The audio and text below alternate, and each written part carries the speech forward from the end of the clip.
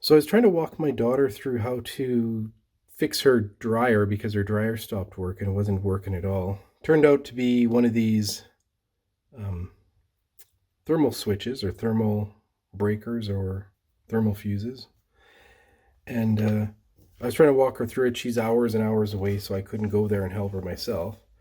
But I thought I'd show you guys, because it turned out to be a thermal breaker, I thought I'd show you guys. Normally when you test a thermal breaker, let me put it on beep, you should get continuity across it.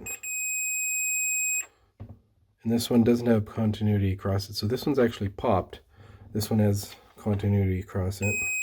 So that you should get continuity across it. But you can see this one here has a reset on it. So you can push a button and reset it. The button there. So yeah, if you push the button, it'll reset it. But these ones here don't. There's no button. Like I showed you, this one here is popped.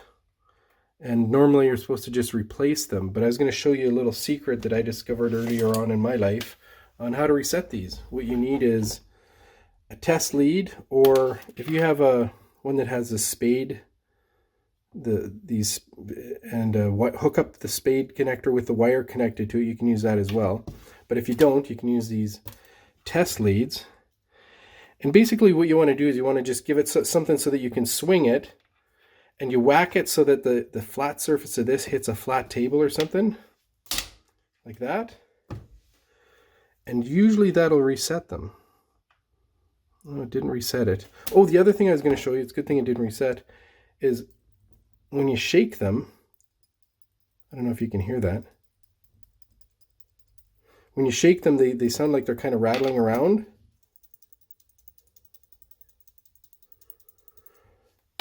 Usually that means that they haven't been popped. So let me just try resetting this one again.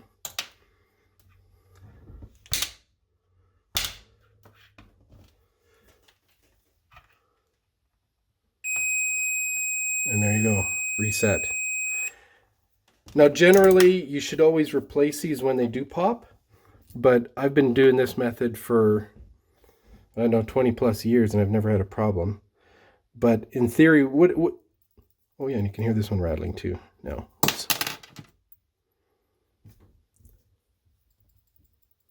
So what it is there's a bimetal in there and it's making contact between 2 points. And what happens is the bimetal will pop and then it won't be touching the 2 points anymore. And so what you're doing is you're just getting that bimetal to flex back into place. And that's how you reset these little thermal breakers, thermal fuses that aren't supposed to be resettable. Works in a pinch. So there you go. Thanks for watching. Be sure to like and subscribe.